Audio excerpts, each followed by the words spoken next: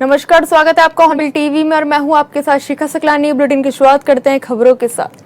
मुख्यमंत्री पुष्कर सिंह धामी ने मुख्यमंत्री आवास स्थित मुख्य सेवक सदन में प्रदेश के तमाम क्षेत्रों से आए लोगों से मुलाकात कर उनकी समस्याएं सुनी। जन सुनवाई के दौरान प्रदेश के अलग अलग जिलों से पहुंचे लोगों ने अपनी समस्याओं से सीएम को अवगत कराया। सीएम ने लोगों की समस्याओं को एक एक कर सुना और संबंधित प्रकरणों की जानकारी लेते हुए अधिकारियों को जरूरी कार्रवाई के निर्देश दिए। उन्होंने कहा कि जनप्रतिनिधि और सरकार के बीच आमजन का सीधा संवाद लोकतांत्रिक व्यवस्था को और ज्यादा प्रभावी बनाता है। जनसुनवाई के जरिए लोगों को अपनी बात सीधे सरकार तक पहुंचाने का अवसर मिलता है। साथ ही तमाम स्तरों पर लंबित मामलों के समाधान का मार्ग भी प्रशस्त होता है। सीएम ने कहा कि राज्य सरकार की प्राथमिकता प्रदेश के प्रत्येक नागरिक तक सुशासन का लाभ पहुंचाना है।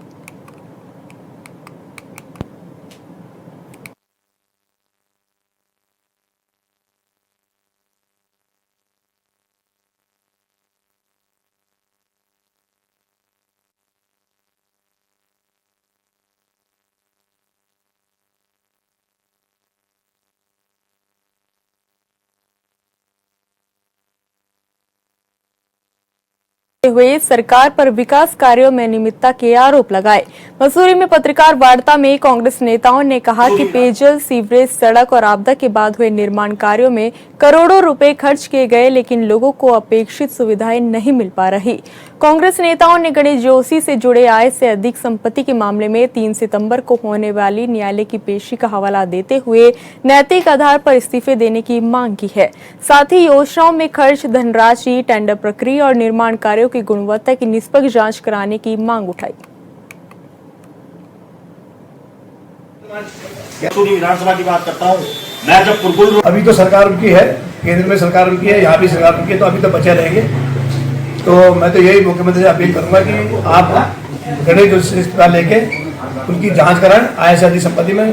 तो प्रमाण सहित जो है हमारे अधिवक्ता साथी ने दिया है, तो उसको अगर वो आप बचा रहे हैं तो वो भी भ्रष्ट है, और उसको अगर वो उससे इस्तीफा लेते तो हम उनकी बात करेंगे, तारीफ करेंगे। और ये योजना लगभग 100 करोड़ की योजना थी जब कांग्रेस सरकार में इसमें टोकन बंद जारी हुआ था, हरीश रावत ने जारी किया था। उसके बाद ये काम बढ़ते बढ़ते 150 करोड़ के आसपास पहुँच गया।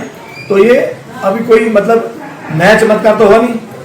वही जो स्टील जब उस समय आपने खरीदा होगा, जो भी पाइप आपने खरीदे होंगे, जो आपने लेबर रेट दिए होंगे उस समय के दिए होंगे, तो ये पैसे कहाँ गए, इसलिए बढ़ाए, किसने बढ़ाए? ये इस तरह के काम जो है ये सरकार में रह के अधिकारियों को दबाव में लेके काम करती है। कांग्रेस के वरिष्ठ नेता गोविंद सिंह कुंजवाल के भतीजे ने कांग्रेस पार्टी छोड़ यूकेडी का दामन थाम लिया। दिनेश कुंजवाल ने यूकेडी कार्यालय में प्रेस कॉन्फ्रेंस करते हुए कहा कि जिन उम्मीदों से हमारे लोगों ने अपनी शहादत देकर उत्तराखंड राज्य बनाया था, वो सपने इन दोनों राष्ट्रीय पार्टियों ने पूरे नहीं होने दिए। उत्तराखंड का क्षेत्र के आधार पर परिसीमन होना चाहिए।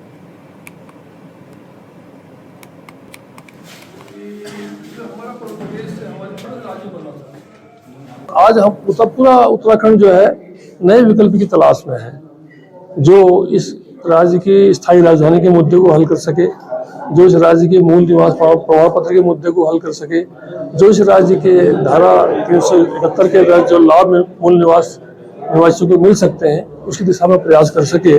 तो वो केवल और केवल इस राज्य पर फोकस करने वाला राजनीतिक दल ही कर सकता है। और जो राष्ट्रीय दल है वो नफे नुकसान देखते हैं कि और जगह इसका क्या असर पड़ेगा, तो वो कर नहीं पाते हैं। तो इसलिए हमने उत्तराखंड के सर्वोच्च हित में हमने उत्तराखंड कार्य दल को ज्वाइन किया है। नैनीताल के पुलिस कप्तान डॉक्टर मंजुनाथ टीची की कार्यप्रणाली को लेकर शुरू हुआ सियासी बवंडर अब पूरे प्रदेश में गरमा चुका है। हल्द्वानी में महारैली को रोकने के आरोपों के बाद एसएसपी कार्यालय में कांग्रेस के वरिष्ठ नेताओं के हंगामे और तीखे विरोध के बाद सियासत पूरी तरह उबल रही है। इसी के चलते रामनगर में कांग्रेस नेता रणजीत सिंह रावत ने कार्यकर्ताओं के साथ सड़कों पर उतरकर विरोध प्रदर्शन किया। आपको बता दें कि एसएसपी की कार्यप्रणाली को लेकर एक बार फिर सवाल उठ गए हैं। महारैली को रोकने के आरोपों के बाद सियासत गर्मा गई। कांग्रेस नेता ने कार्यकर्ताओं संग किया विरोध प्रदर्शन। आपको बता दें कि नैनीताल एसएसपी के खिलाफ कांग्रेस का विरोध प्रदर्शन जारी है। पुलिस कप्तान की कार्यप्रणाली पर सवाल उठाए जा रहे हैं। महारैली को रोकने के आरोपों के बाद सियासत लगातार गर्माई हुई है। कांग्रेस नेताओं ने कार्यकर्ताओं संग विरोध प्रदर्शन किया। आपको बता दें कि महारेली खड़गे की जो रैली थी उसमें कांग्रेस नेताओं को रोकने का आरोप एसएसपी पर लगाया जा रहा है। कांग्रेस लगातार एसएसपी का विरोध प्रदर्शन कर रही है। उन्होंने कार्यकर्ताओं संग विरोध प्रदर्शन किया। आपको बता दें कि नैनीताल एसएसपी की कार्यप्रणाली को लेकर विवाद थमता हुआ नजर नहीं आ रहा। कांग्रेस लगातार एसएसपी पर सवाल उठा रही है। जो ये सियासी बवाल है वो पूरे प्रदेश में छाया हुआ है। हल्द्वानी में महारैली को रोकने के आरोपों के बाद एसएसपी कार्यालय में कांग्रेस ने प्रदर्शन किया। कांग्रेस के वरिष्ठ नेताओं के हंगामे और तीखे विरोध के बाद सियासत पूरी तरह से उबल रही है। इसी के चलते रामनगर में कांग्रेस नेता रणजीत सिंह रावत ने कार्यकर्ताओं के साथ सड़कों पर उतरकर प्रदर्शन किया।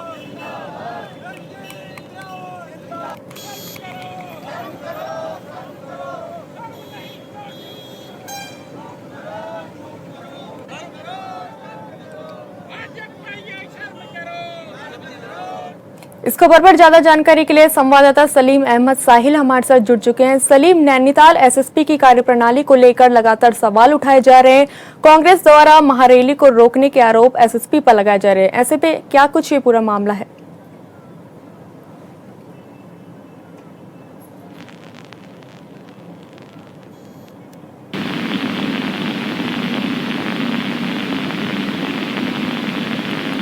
सलीम, आप तक आवाज पहुंच पा रही है?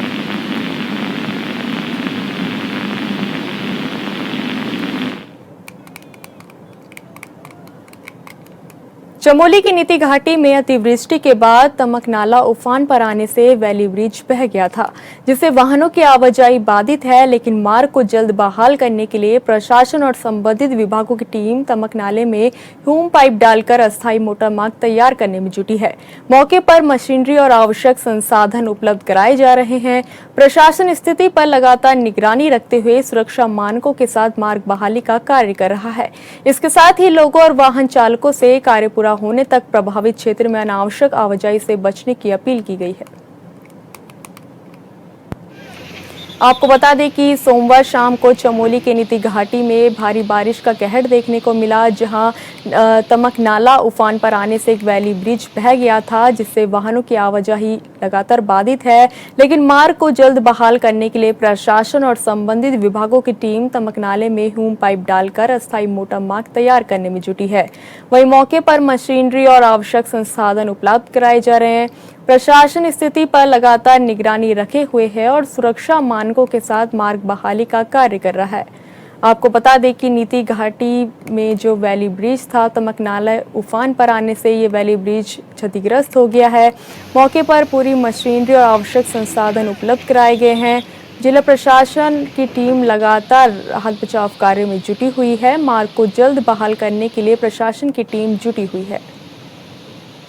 आपको बता दें कि नीति घाटी में अतिवृष्टि के बाद तमक नाला उफान पर आने से वैली ब्रिज बह गया था, जिससे वाहनों की आवाजाही बाधित है। लेकिन मार्ग को जल्द बहाल करने के लिए प्रशासन और टीमें नाले में ह्यूम पाइप डालकर अस्थायी मोटर मार्ग तैयार करने में जुटी है।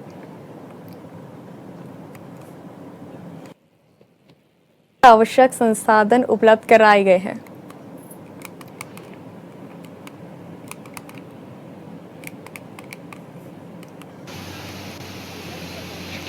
तमक नाले में अस्थायी मार्ग बनाने का काम लगातार जारी है।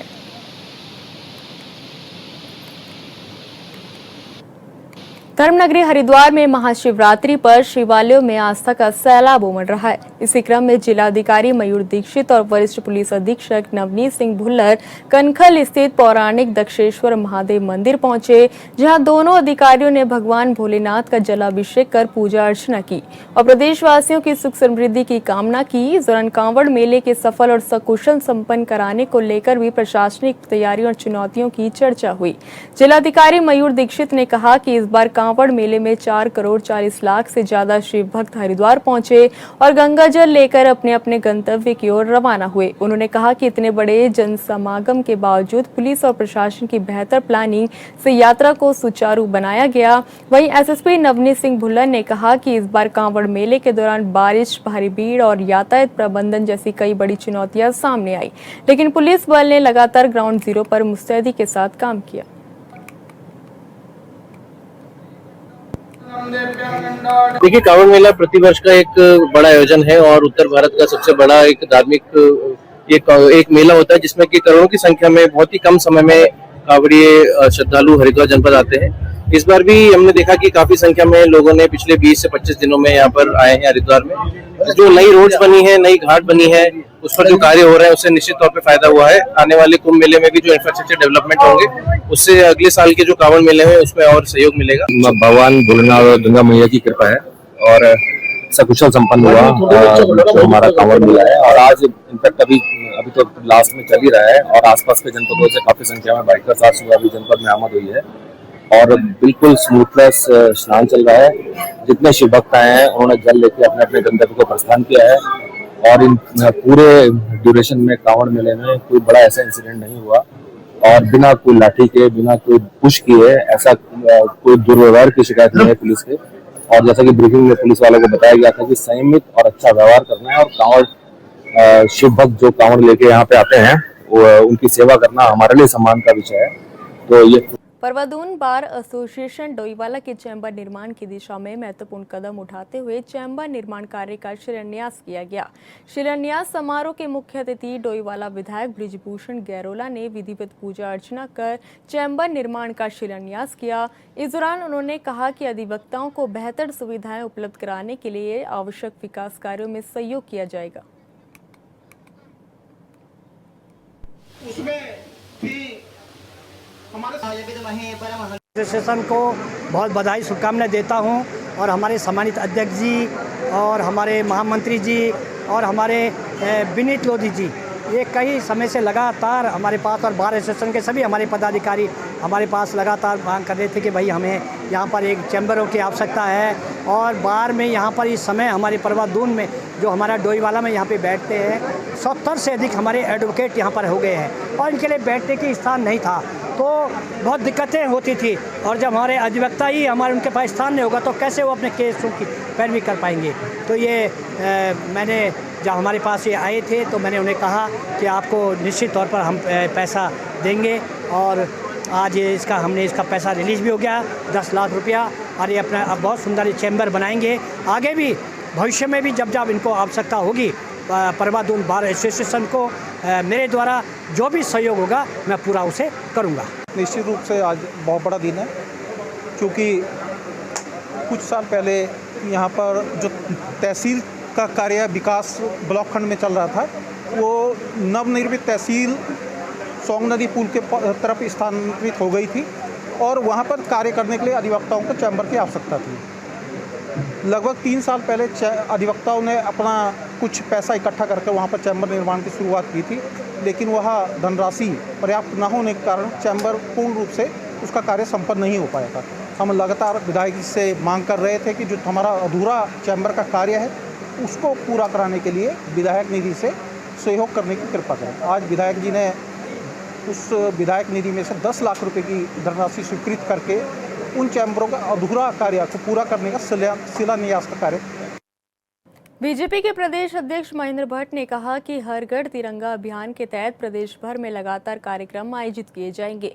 उन्होंने कहा कि पिछले 3 सालों से देश भर में अभियान चलाया जा रहा है जिसका उद्देश्य युवाओं और आम लोगों में तिरंगे के प्रति सम्मान, राष्ट्रभाव और एकता की भावना को मजबूत करना है।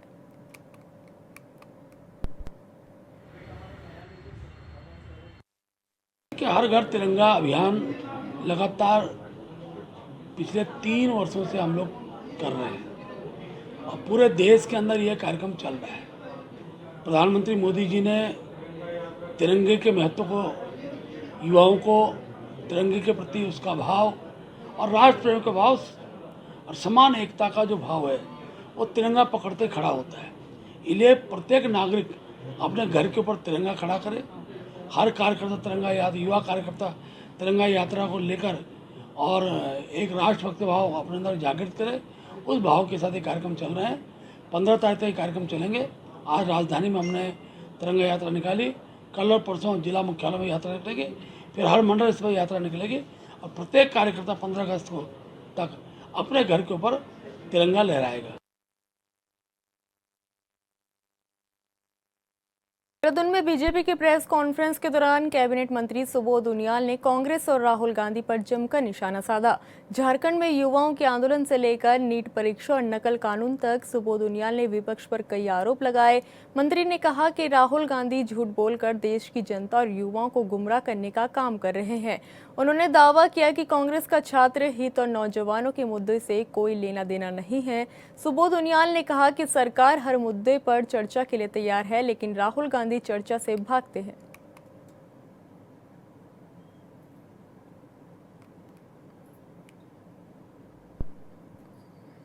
आपको मालूम है राहुल जी ने पहले शुरुआत की कि साहब शिक्षा मंत्री इस्तीफा दें, उसको लेकर के लगातार संसद में गतिरोध पैदा किया गया। जब शिक्षा मंत्री ने इस्तीफा दिया तो कहा नीट पर चर्चा की जाए,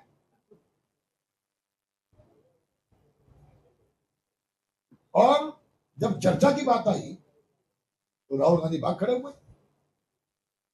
आप ये बताइए, जिस तरह दिल्ली के अंदर राहुल जी ने छात्रों को उकसाने का काम किया और जिस तरह से अभद्र भाषा का उपयोग भारत के माननीय प्रधानमंत्री जी और तमाम नेताओं के लिए किया गया, और जिस तरह विपक्ष खड़ा रहा उनके साथ, ये निश्चित रूप से भारतीय संसदीय इतिहास में बहुत ही बहुत ही खराब चीज भी है। और 15 दिनों का गतिरोध और लगातार ये कहना कि साहब नीट पर चर्चा करा, और जब नीट पर चर्चा करने के लिए सरकार तैयार हुई तो फिर कह दिया दूसरा बहाना लेकर शुरू हो गए। और कल तो उन्होंने मर्यादा को तोड़ दिया जब वो कल ये बोले कि साहब वहां पर गोली चली। उस आंदोलन के इतने दिनों के बाद अगर नेता प्रतिपक्ष एक सेंसेशन पैदा करने के लिए इस तरह की बातें करें तो निश्चित रूप से संसदीय इतिहास में ये बेहद निंदनीय और गंभीर प्रश्न है। रुद्रपुर के लालपुल में परिवहन विभाग ने ओवरलोड बस के खिलाफ बड़ी कार्रवाई की। जांच के दौरान बस में ओवरलोडिंग के साथ बिना टैक्स, बिना परमिट और अन्य नियमों के उल्लंघन के मामले भी सामने आए, जिसके बाद परिवहन विभाग ने बस का चालान करते हुए उसे रोडवेज स्टेशन रुद्रपुर में सीज कर दिया। वहीं यात्रियों को परेशानी से बचाने के लिए विभाग ने वैकल्पिक वाहन की व्यवस्था करा दी।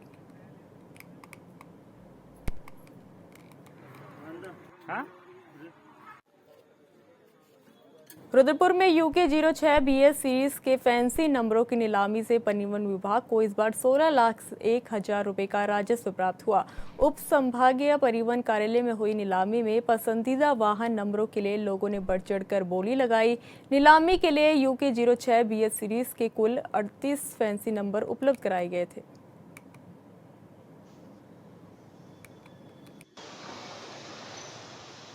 हमारे रुद्रपुर परिवहन कार्यालय में जो नई सीरीज यूके 06 BS शुरू हुई है, उसमें 38 नंबरों की नीलामी हुई।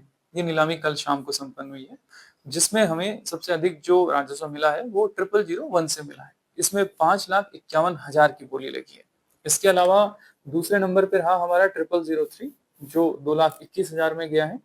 तीसरे नंबर पर रहा 0008 जो 1,58,000 में गया, और चौथे नंबर पर है 0005 जो 1,35,000 में गया।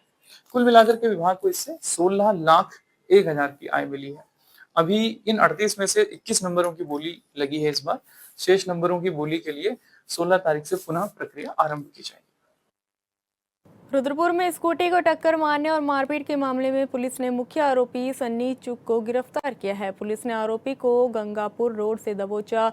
घटना 7 अगस्त की रात अलायंस कॉलोनी गेट के पास फ्लाईओवर पर हुई थी। आरोप है कि स्कॉर्पियो ने स्कूटी को पीछे से टक्कर मार दी, जिससे 2 लोग घायल हो गए। हादसे के बाद चालक पर दोनों के साथ मारपीट करने और जाति सूचक शब्दों का इस्तेमाल करने का भी आरोप है। मामले में 8 अगस्त को तहरीर के आधार पर कोतवाली रुद्रपुर में मुकदमा दर्ज किया गया था।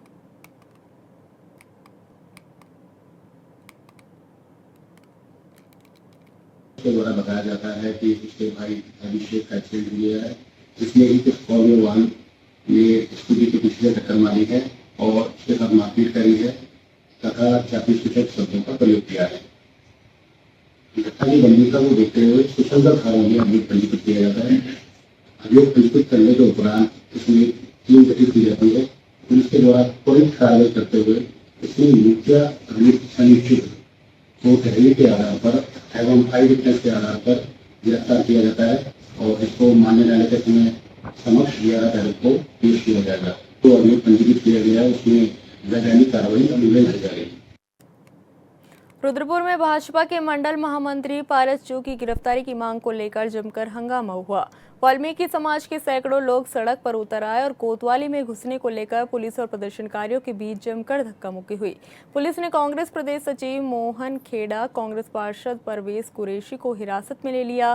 दरअसल पिछले दिनों पुराने विवाद के चलते भाजपा के मंडल महामंत्री पारस चुग, सनी चुग और कई लोगों ने हमला कर अभिषेक वाल्मीकि और जतिन को बुरी तरह घायल कर दिया था। अभिषेक को गंभीर हालत में बरेली के एक अस्पताल में भर्ती कराया गया, जबकि जतिन का रुद्रपुर के अस्पताल में इलाज चल रहा है। घटना के विरोध में कांग्रेस कार्यकर्ता, वाल्मीकि समाज, नगर निगम कर्मचारी सड़कों पर उतर आए। प्रदर्शनकारियों ने जुलूस निकाला और कोतवाली में घुसने का प्रयास किया। इस दौरान प्रदर्शनकारियों और पुलिस में जमकर धक्का मुक्की भी हुई। बाद में प्रदर्शनकारियों ने नैनीताल दिल्ली राजमार्ग पर चक्का जाम कर दिया। बहरहाल रुद्रपुर में माहौल तनावपूर्ण बना हुआ है। प्रदर्शनकारी आरोपियों की गिरफ्तारी की मांग पर अड़े हुए हैं। ये पुलिस प्रशासन से अभियुक्तों गिरफ्तार हो नहीं रहे। हम गरीबों की आवाज, दलितों की आवाज अगर हम उठा रहे हैं, हमें गिरफ्तार कर ले रही है पुलिस। ये गलत बात है। भाई हम गरीबों की आवाज उठा रहे हैं। ये वाल्मीकि समाज का मुद्दा था, जो कि अब सर्व समाज का मुद्दा हो गया है।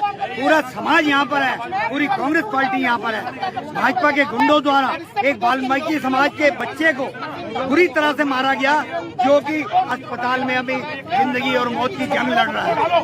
हमारी दुआएं हैं वो जिंदगी की जंग जीत जाए, लेकिन इनके गुंडों द्वारा उनको तो इस तरीके से मारा गया था कि वो अगले दिन का सूर्य न देख पाए।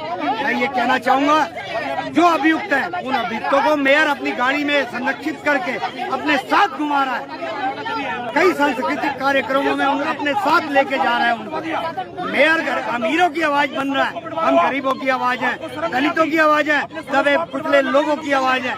हमें कह रहे हैं वो राजनीति करने को। अगर गरीबों की आवाज उठाना राजनीति है तो हम ये बार बार करेंगे। दलितों की, दबे कुचलों की आवाज उठाना अगर राजनीति है तो हम बार बार करेंगे। हम पीड़ित पक्ष के साथ खड़े हुए हैं, पीड़ितों का अहित नहीं होने देंगे, चाहे किसी भी हद तक जाना पड़े। आज अभियुक्तों की गिरफ्तारी ना हुई तो आज ये आंदोलन बहुत लंबा चलने वाला है। देहरादून में मानसून के दौरान संभावित जलभराव और आपदा की स्थिति को देखते हुए पुलिस प्रशासन अलर्ट पर है। एसपी सिटी प्रमोद कुमार ने कहा कि लो लाइंग और जलभराव वाले क्षेत्रों में लगातार निगरानी की जा रही है और लोगों को ऐसे स्थानों से दूर रहने के लिए जागरूक किया जा रहा है। उन्होंने कहा कि किसी भी सूचना पर एसडीआरएफ, फायर यूनिट, पुलिस और प्रशासन की टीमें तत्काल मौके पर पहुंचकर राहत और बचाव कार्य कर रही है। साथ ही कई लोगों का रेस्क्यू भी किया गया है। तो वहीं चीता मोबाइल और थाना मोबाइल के जरिए लाउड अलर्ट इस सिस्टम से लोगों से जलभराव वाले क्षेत्रों में न जाने की अपील की जा रही है।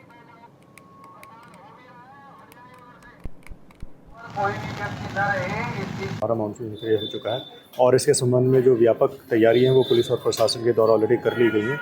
और जो लो लाइंग एरियाज़ हैं जहाँ जलभराव वाली स्थिति पैदा हो जाती है, वहाँ लगातार हम लोगों के द्वारा पब्लिक को अवेयर भी किया जा रहा है उसमें। और अगर कोई भी सूचना प्राप्त होती है तो उसमें हमारी जो एसडीआरएफ हो गई, फायर यूनिट हो गई और सिविल पुलिस है, प्रशासन है, सभी लोग मौके पर पहुँच के कई लोगों को हमारे द्वारा रेस्क्यू भी इस बीच किया गया है। और लगातार ऐसी जो लो लाइंग एरियाज़ हैं जहाँ पानी भराव की स्थिति समस्या उत्पन्न हो जाती है तो उसमें हमारे द्वारा जो है लगातार प्रचार प्रसार किया जा रहा है। पब्लिक को लाउड अलर्ट के सिस्टम से चीता मोबाइल के और थाना मोबाइल के द्वारा लगातार आग्रह किया जा रहा है कि ऐसी एरिया से दूर रहें जहाँ पे पानी भराव की स्थिति उत्पन्न हो जाती है। फिलहाल इस बुलेटिन में इतना ही। आप देखते रहिए हॉर्नबिल टीवी। नमस्कार।